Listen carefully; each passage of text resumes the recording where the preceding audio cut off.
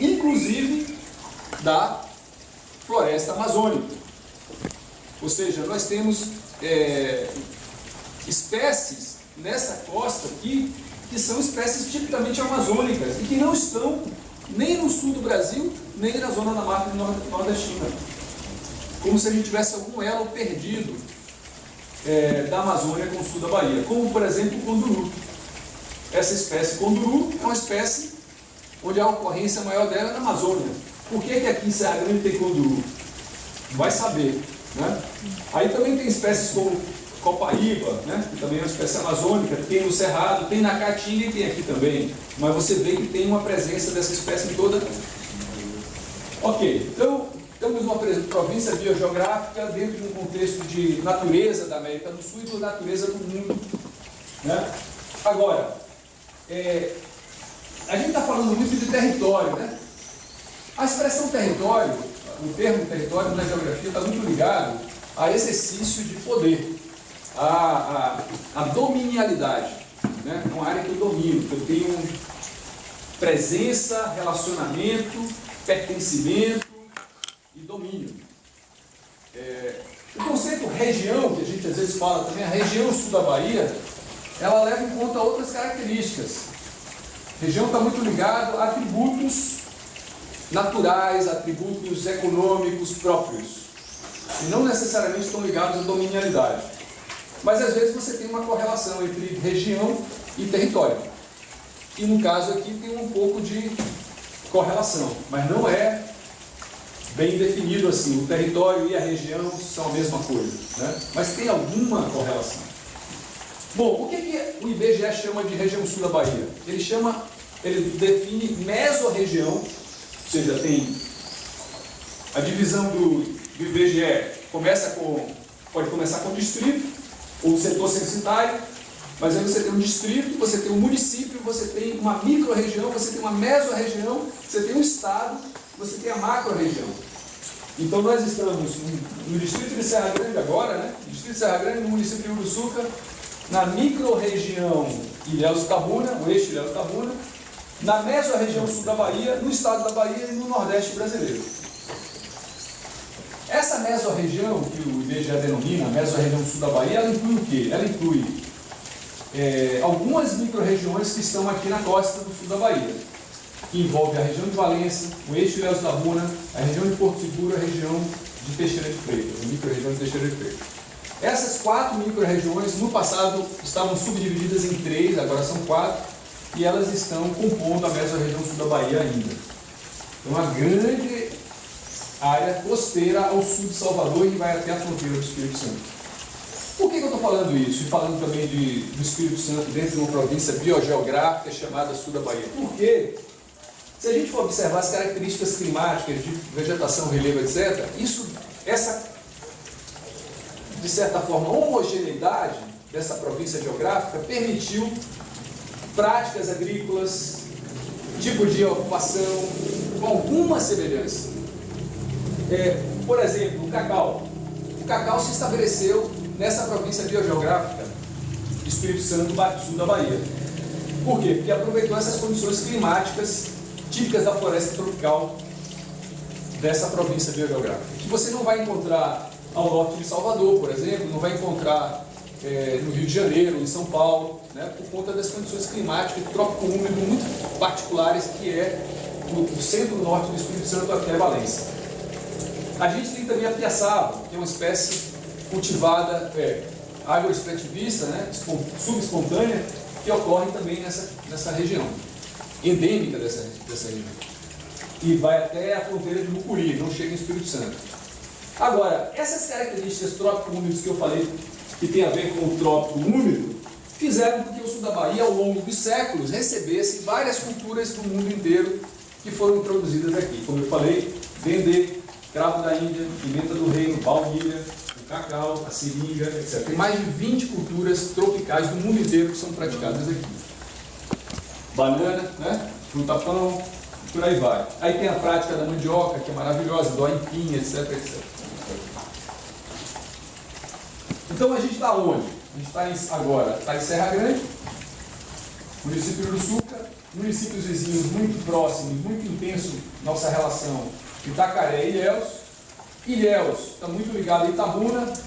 As duas cidades, aí começa a falar um pouco mais da condição atual, essas duas cidades, Ilhéus e Itabuna, incidem muito fortemente sobre esse território que nós estamos, que tem 26 municípios, chamado Litoral Sul da Bahia, o coração da mesorregião, né? Porque aqui pulsa a atividade do cacau muito forte, porque aqui você tem uma maior concentração demográfica, porque você tem jornais, televisão, né? Rádios, uma concentração institucional, o ESC, CEPLAC, o FSB. Então, estamos num território e numa micro-região muito estratégica, se a gente quiser irradiar processos, né? Desenvolver processos. Mas a gente está num distrito de Uruçuca. Então, a gente tem que saber como é que a gente se relaciona com toda essa complexidade desse território. Qual é a população desse território? Próximo de quase 1 milhão de pessoas estão aqui nesse território, na faixa de 800 mil pessoas, né? Sendo que existe uma grande concentração hoje em Ilhéus e Itabuna, somadas as duas cidades deve dar 400 mil habitantes, né? Aí juntando com os municípios todos que estão pulverizados aí, cada um com 15, 25 mil habitantes, o Baitaba, Camacan, Arataca, Guararema, né? Chega a 800 mil. Agora, esse é um território que ele é muito permeável. Ele não é um território fechadinho.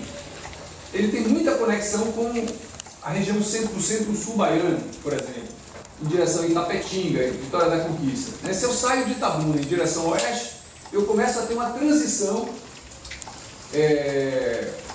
climática, né, de floresta, etc., de biodiversidade, de condição hidrográfica, em direção às matas do interior, que são ainda Mata Atlântica, né, as matas de Cipó de Vitória da Conquista, faz parte do domínio da Mata Atlântica, de florestas estacionais deciduais, ou seja, são florestas que sofrem muita influência da estação seca. Nós estamos numa área que tem uma baixa incidência de estação seca, ou seja, praticamente não temos estação seca definida. Temos um clima AF, tropical úmido, chove todos os meses do ano com uma boa distribuição. Mas nós estamos próximos de uma região que tem suas estações secas bem definidas. Por isso que a gente tem uma migração, uma sazonalidade de pessoas do sertão para cá e daqui para o sertão. Tem agricultor aqui que tem pecuária no sertão e tem fazenda de cacau, né? E a própria formação da nossa sociedade tem muita influência do sertão. Os municípios da região cacaueira receberam uma migração ao longo do século XX de pessoas que vieram do semiárido. Então tem cacauicultores que são filhos de catingueiros, digamos assim, né? De pessoas do sertão que migraram para cá num período de seca muito forte e vieram para cá e passaram a ser cacauicultores. Então, a princípio, como introdução, em relação ao fóssil, é o próprio Rio de Contas, né? Que a gente Itacaré tem muita gente de Baixada, Mandiaú, isso, Marcelo, dos rios, né? É interessante aqui observar isso também. Uma característica do nosso território, do litoral sul da Bahia, é uma certa, com exceção do Rio de Contas, uma certa autonomia, né? Uma certa...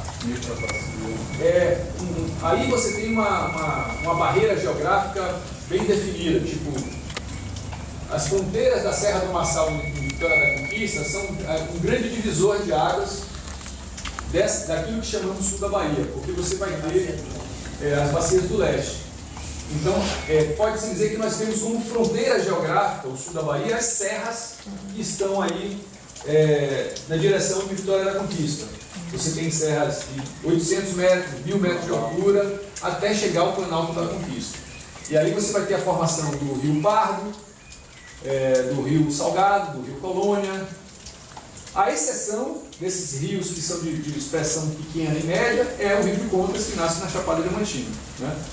E quase todo ele está na região sul da Bahia, né? Ele ganha volume, o Rio de Contas, quando chega a partir de Jequié para cá. Rui, são 10h20, você quer concluindo? Eu já concluí.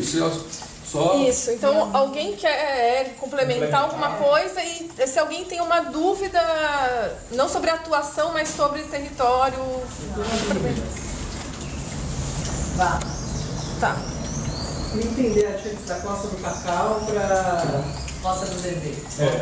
Não, costa do cacau para o litoral sul da Bahia. Boa.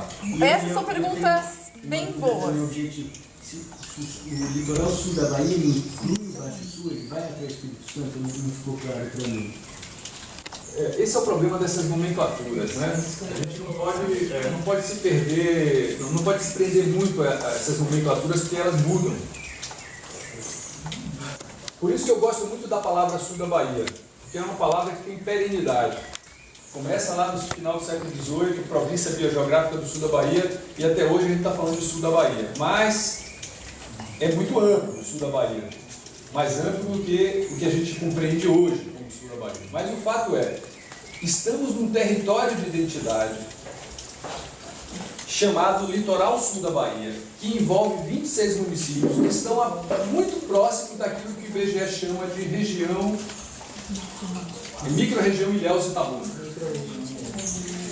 A micro-região Ilhéus e Itabuna era o que nós chamávamos no passado de micro-região sul da Bahia.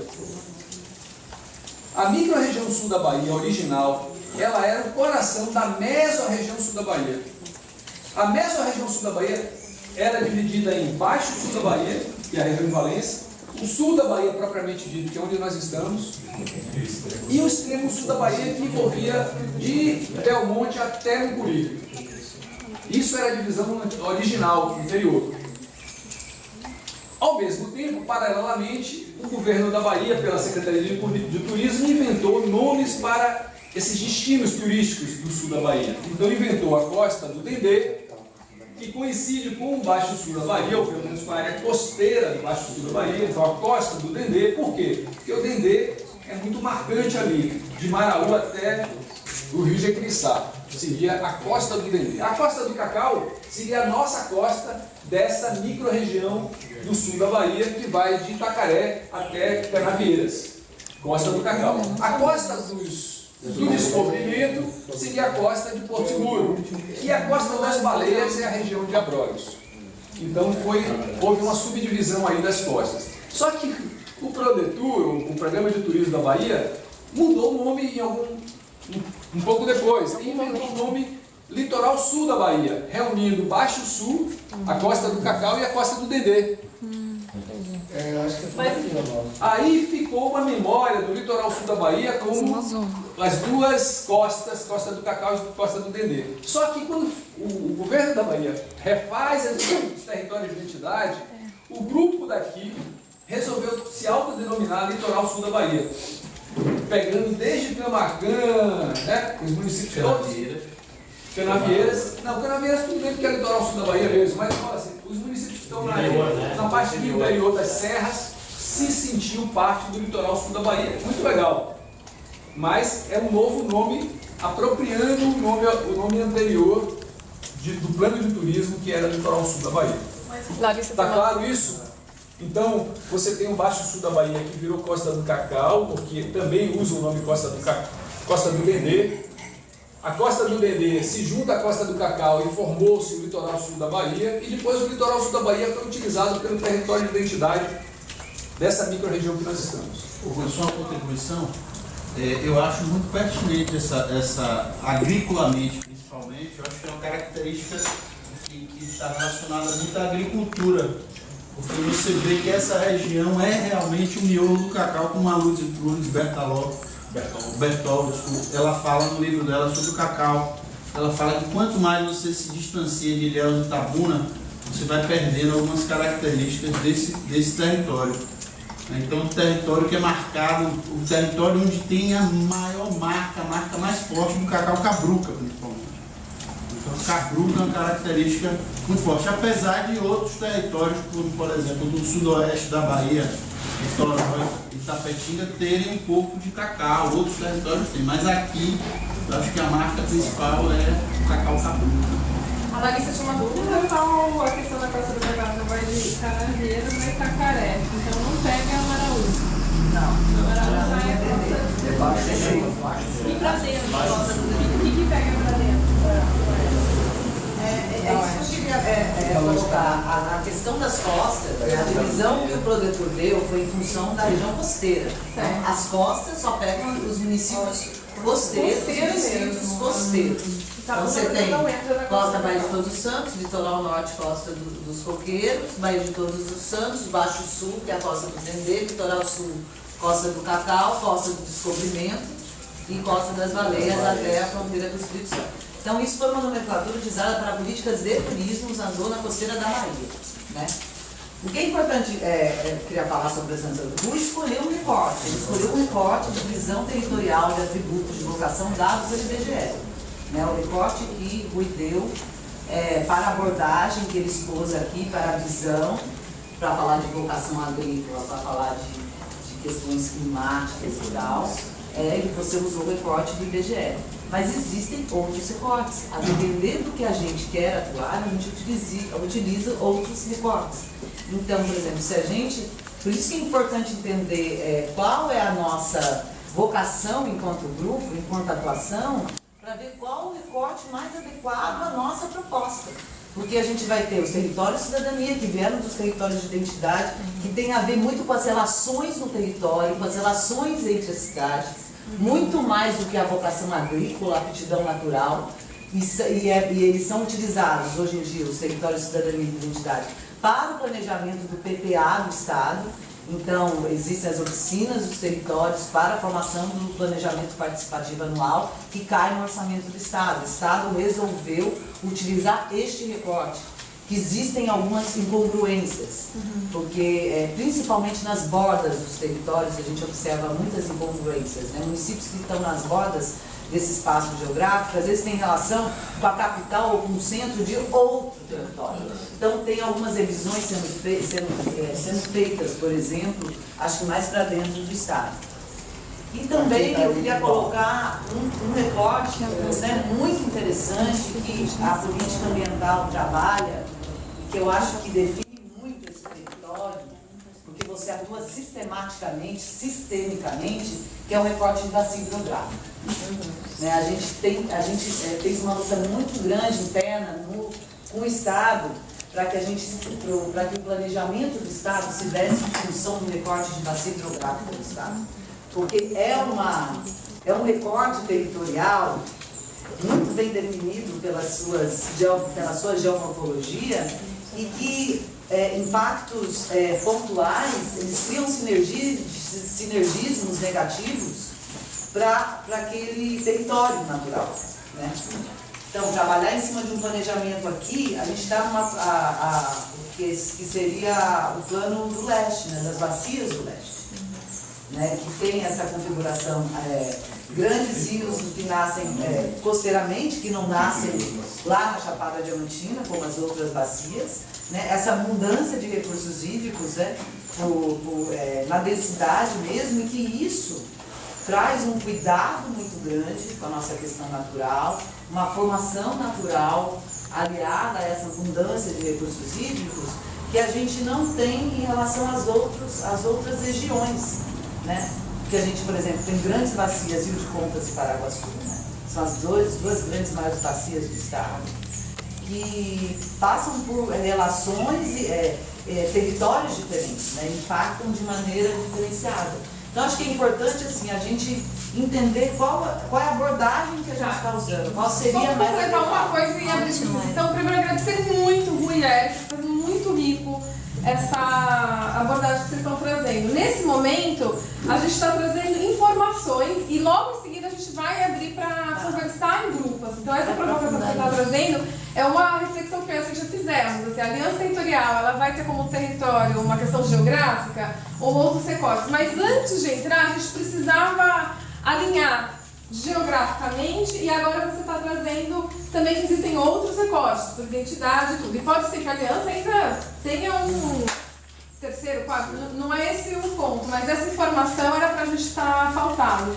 Então, abrir para a pergunta da Larissa, do Beto, e em seguida a gente vai fazer um exercício aqui para a gente justamente trazer, conversar. A gente vai fazer umas 3 rodadas, 2 para a gente realmente colocar nossos pontos de vista, somando o que a gente trouxe na nossa checagem. né? Jô trouxe, tem que ter participação na ponta, Salvador trouxe, a gente tem a presença do amor. Então vamos ter esse momento para a gente também ir colocando isso junto. Então vai ser logo em seguida. Duas perguntas. Qual que é a nossa bacia hidrográfica? E que outros municípios fazem parte? E a região da APA? Essa discussão? A APA é só Itacaré e Suca, Serra Grande. E a bacia que a gente faz? A bacia, a gente está numa microbacia dessa bacia do leste, que eu posso dizer que aqui, especificamente Serra Grande, óbvio que o Rui pode dizer se eu estou errado ou não, é Tijuíque, a bacia aqui. É dominante. A Serra Grande está na bacia do E o Tijuíque. Sargento logo aqui, né? Do Sargento lá embaixo, e lá embaixo Ilhéus e Itabuna é a grande bacia Cachoeira Almada, né? Então daí Ilhéus e E Itabuna tem já também outros maiores afluentes, né? Você tem o Contas aqui, que é uma bacia que também permeia a região. Você tem o Cachoeira, como você falou, o Almada é outro, o Santana, aí tem o Una, até o Rio Jequitinhonha, até o Rio Pardo. Né? Inclusive no computador aí. Tem uma música que fala do Rio Pardo, ao Rio de Contas, É. Macana e Itabuna, Ilhéus. Nós estamos tendo essas duas foz muito importantes, né? O Rio Pardo, que desemboca na cidade de Canavieiras, e o Rio de Contas, que desemboca na cidade de Itacaré. Então, são fronteiras naturais bem definidas que configuram um pouco o lado leste desse território. E o lado oeste são as serras do interior que são fronteira, inclusive, da existência do cacau, que tiram proveito da condição de relevo, né, e do clima do relevo, e o cacau ainda está presente nessas serras. Com relação às bacias hidrográficas, nós estamos aqui no limiar entre duas bacias. A bacia do leste é a bacia do Rio Contas.